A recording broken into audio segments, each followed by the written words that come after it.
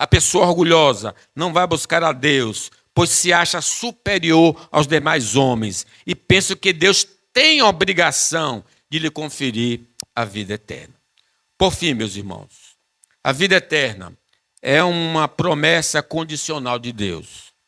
Em quarto lugar, a vida eterna será concedida aos que priorizam o tesouro eterno.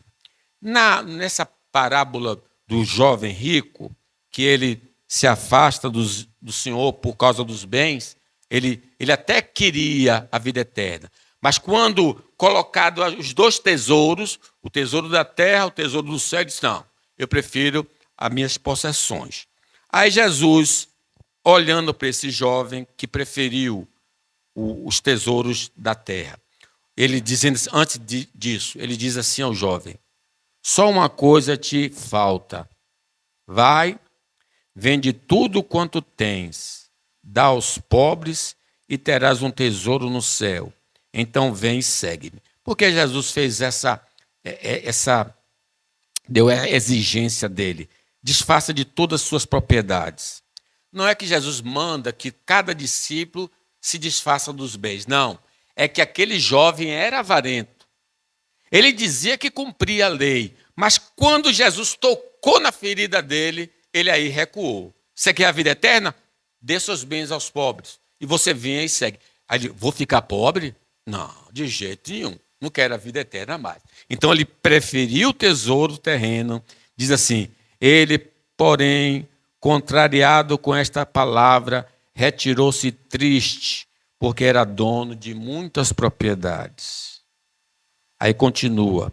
Então Jesus, olhando ao redor, disse aos seus discípulos, quão dificilmente entrarão no reino de Deus os que têm riquezas. Aqui pensem, você pode não ser rico, mas deseja ser rico também.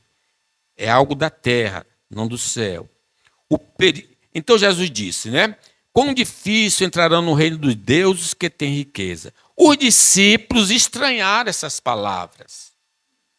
Mas Jesus insistiu em dizer-lhe, filhos, quão difícil é para os que confiam nas riquezas entrar no reino dos céus. É mais fácil passar um camelo pelo fundo de uma agulha do que entrar um rico no reino dos céus. É uma hipérbole, é um exagero. Ele está dizendo, assim como é impossível isso acontecer, é impossível uma pessoa que confia nos bens materiais, nas coisas dessa vida, entrar no reino dos céus.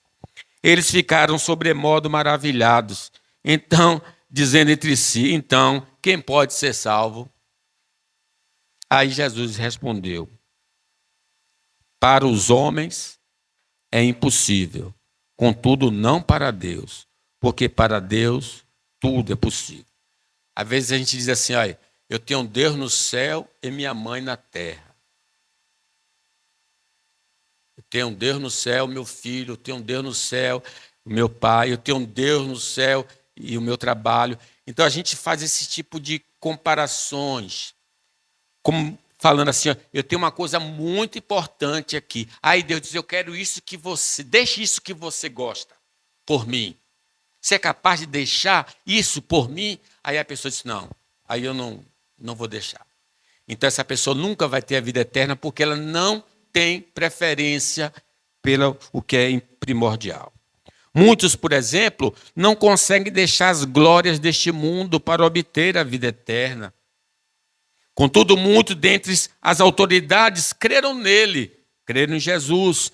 Mas por causa dos fariseus, não confessavam para não serem expulsos da sinagoga. Eles criam em Jesus, mas eles não queriam perder a amizade. Eles sabiam que, uma vez declarando a sua fé em Cristo diante dos amigos, eles seriam rejeitados. Então, diz o texto sagrado, para não serem expulsos da sinagoga, do grupo, porque amavam mais a glória dos homens do que a glória de Deus. Eu já contei aqui, e tinha um colega, muito tempo atrás, ele vinha de Brotas para Vasco da Gama. Nós éramos jovens nessa época. Aí ele trazia a Bíblia dele toda embolada no papel, todinha. Aí quando chegava perto da igreja, ele desembolava a Bíblia, e aí aparecia com a Bíblia na igreja. Quando ele voltava, ele enrolava a Bíblia também, porque ele tinha receio dos outros o identificarem como servo do Senhor. Claro que ele era, nessa época, muito jovem ainda, imaturo na fé, né? Se justifica, mas depois, com o tempo, não pode continuar assim. Eu não posso ser crente secreto de Jesus, 007, a não ser nos lugares que é chamado da igreja perseguida, ali são obrigados por causa da perseguição. Mas eu preciso dizer ao mundo que eu sou crente. Não me envergonho de o dizer. Muitos não conseguem deixar os prazeres transitórios do pecado pela vida eterna. Não ameis o mundo, nem as coisas que há no mundo. Porque tudo que há no mundo.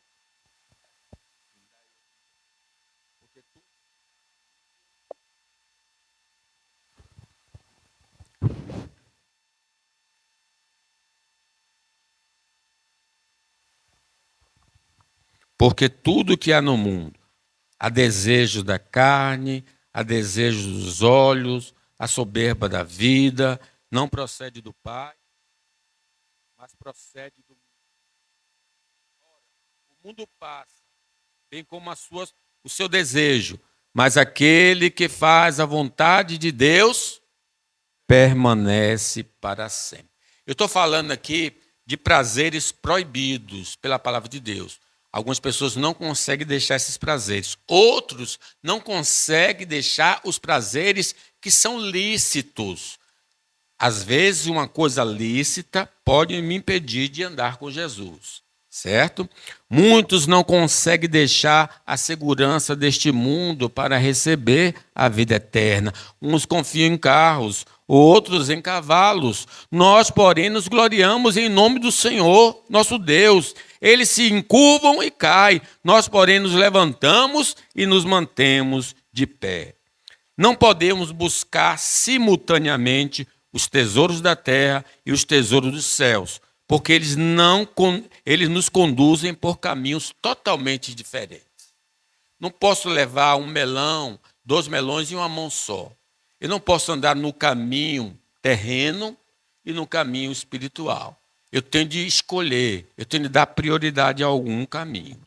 Cuidado com a ambição material, porque muitos vão perder a fé, que vão impedi-los de ter a vida eterna. O amor ao dinheiro é a raiz de toda espécie de males.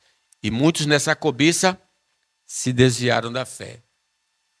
O que predomina em nossos pensamentos indica que tipo de tesouro nós temos buscado. O que você pensa? O que você deseja? Como você gasta seu tempo, suas energias? Onde está o seu coração? Ali onde está o teu tesouro, estará também o teu coração. Eu concluo, irmãos.